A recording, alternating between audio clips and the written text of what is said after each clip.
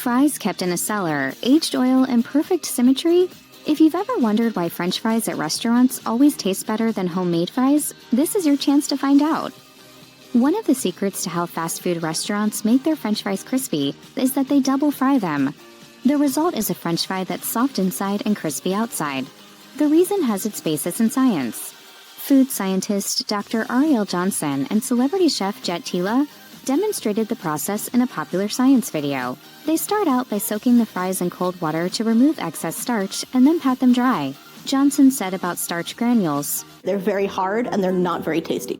But when you heat the potato through frying the first time, the starch granules inside start to let water in and soften through the, quote, starch gelatinization process. You only need to fry the potatoes the first time for about 5 minutes.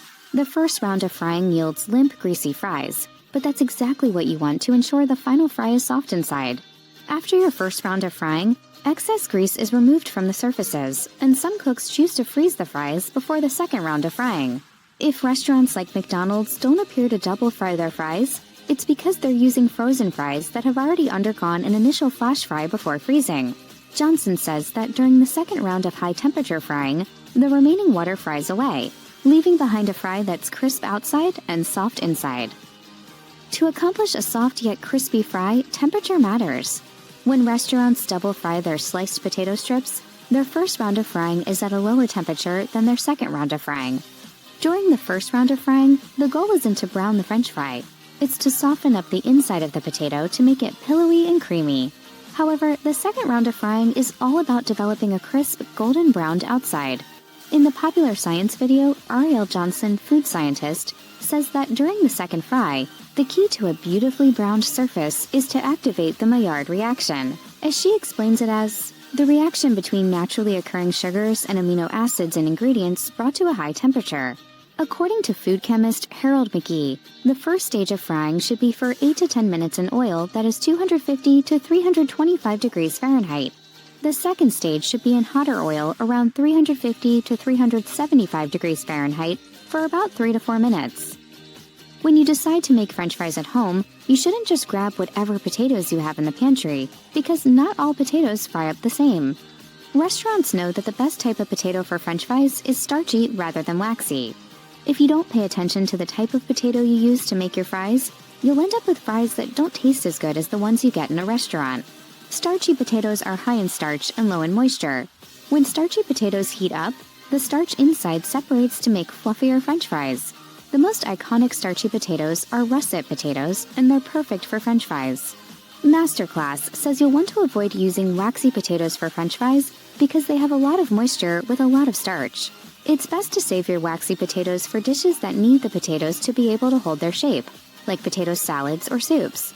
Waxy varieties include yellow potatoes, red potatoes, and fingerling potatoes. Restaurants know that cellar-aged potatoes are best for making French fries. You'll want to store potatoes for your French fry making at about 55 degrees Fahrenheit in a dark place in covered containers to duplicate the way growers store them.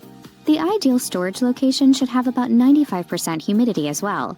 Cellar aging causes the potatoes to go dormant so they don't sprout while you store them. Cellar aging in the dark also prevents an increase in toxic solanine on the surface of the potatoes, according to Michigan State University. If you peel a potato and find green flesh beneath it, that means the potato has been exposed to too much sunlight. When you eat enough spuds that are green beneath the skin, you run the risk of developing solanine poisoning symptoms such as vomiting, diarrhea, or headaches. In worse cases, the toxins can cause paralysis, comas, and even death. Better to just avoid those green ones. Reckon what you like to eat in there? Well, the French fries are pretty good. Restaurants use neutral, high smoke point oils to fry their French fries. The smoke point is the temperature at which oil begins to break down and smoke.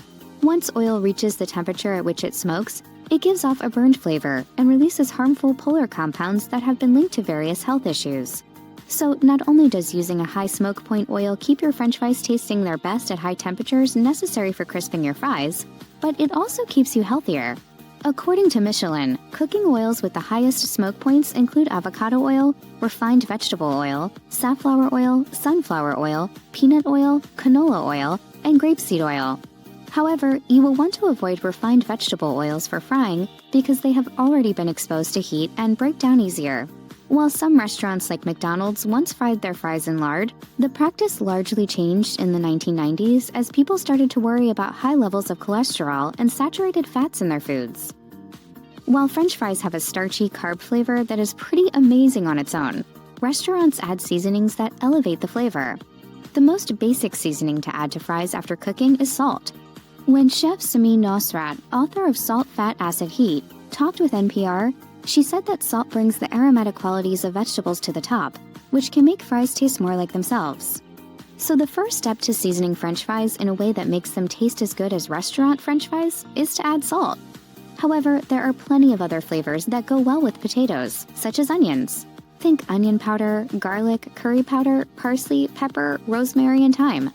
The king of amazing restaurant fries, Five Guys, uses salt and a proprietary seasoning on its Cajun-style fries. Meanwhile, food celebrity Rachel Ray jazzes up her French fries with salt, coriander, and cumin. She says that these spices are best friends, and they like to go everywhere together. You can season your fries to fit your mood or to fit the flavor profile of the other foods you're eating with your fries. Just don't forget the salt. Many restaurants like McDonald's start with frozen or dried fries that have already undergone an initial flash fry phase. Because the fries are partially pre-cooked, you end up with a French fry that is soft and fluffy on the inside and crisp on the outside. Another advantage to frozen fries is that restaurants often coat them with ingredients like potato starch or cornstarch before freezing to enhance their texture and crunch. While you can pre-fry your fries yourself and freeze them, there are plenty of partially cooked popular frozen French fry brands that can make your French fry frying endeavors a little easier. Ore-Ida and Whole Foods 365 are among the top favorites. One mistake you want to avoid making with your frozen French fries is allowing them to thaw before cooking. While fries may cook faster when they're thawed, keeping them frozen will keep the surface of the potato sealed so that it results in a crispier French fry, according to the Idaho Potato Commission. There are a variety of French fry cuts, ranging from standard fries and waffle fries to curly fries and crinkle cut fries. If you think about the last fries you got from a restaurant, their shape was likely mostly the same. U.S. Grade A frozen French fries must meet specific quality standards, including being practically uniform in size and symmetry. If they're only, quote, reasonably uniform, they're considered to be U.S. Grade B, according to the U.S. Department of Agriculture. A big reason you should use fries that are similar in size and shape is that you want them to all finish cooking at the same time. It's entirely possible to cut your French fries by hand. However, you'll get more uniform results with a dedicated French fry cutter. If you make French fried potatoes often, a cutter can save you time and help you create more uniform cuts. Air-fried and baked French fries are certainly healthier since they don't require as much oil as deep-fried potatoes. However, don't fool yourself. Air-fried and baked French fries never taste as good as potatoes fried in hot oil. So if you make it a point to always eat, quote, healthy fries at home, you're not getting the full flavor experience at home as you do from deep-fried potatoes from restaurants. While you might sprinkle a little bit of oil on your air-fried or baked fries, you're not fully submerging them and covering them with oil on all sides as you do in a deeper fry. Author Sami Nosrat told NPR that fat is mostly about texture. However, she also says that each type of fat has its own flavor that it imparts to foods like French fries. You know what they put on French fries in Holland instead of ketchup? What? Mayonnaise. I seen them do it, man. Fried foods are popular because they're comfort foods, and deep-fried restaurant French fries have the power of nostalgia behind them, according to the Wall Street Journal. Cooking oil has a variety of stages ranging from too fresh to deteriorating and ready to toss. If you make fries in oil that's too new, your fries will be pale and possibly limp. We know nobody wants fries made in old, rancid oil either. However, when you fry potatoes in oil at its peak quality, you'll end up with beautifully golden and perfectly crisp fries. Cooks Illustrated found that mixing a little used oil with fresh oil provides you with food that is more crisp and golden than using fresh oil alone. Cooks Illustrated also says that when you heat oil, it breaks down into slippery, soap-like compounds that can penetrate the water barrier. When oil starts to break down like this, the oil is better able to reach the surface of the food to brown and crisp it. And when Cooks Illustrated experimented with oil quality, it found that you can fry potatoes far more times in the same oil than battered foods like fried chicken. It stopped testing after the 8th round because the oil remained clear. However, there is a limit to how long you should continue to use oil. A 2013 study determined that oil has a frying life of about 6 hours before it starts deteriorating to become unhealthy and affects fried food quality. So if you save your oil to reuse for more fries, you'll want to keep track of how much total time you've used the oil. If you think that restaurant French fries are nothing but potatoes, you'd be wrong in most cases. The truth is that restaurants often coat their French fries in other ingredients before freezing and shipping. A quick look at the ingredient list for fries from Wendy's reveals that besides potatoes and cooking oil, the fries are coated with 4 types of food starch: rice flour, salt, leavening, dextrose, xanthan gum, and a chemical to help them retain color. McDonald's coats its fries with a natural beef flavor derived from wheat and milk, dextrose, and a chemical to help prevent the potatoes from graying or browning when exposed to air. The starch helps make the fries crispier, according to Sporked. Meanwhile, since dextrose is a type of sugar, it helps with the browning process when the fries reach high temperatures. If you want to make fries at home that taste like restaurant fries, you can't just throw a handful of potatoes into your fryer. Instead, you'll want to add crisping and flavoring components.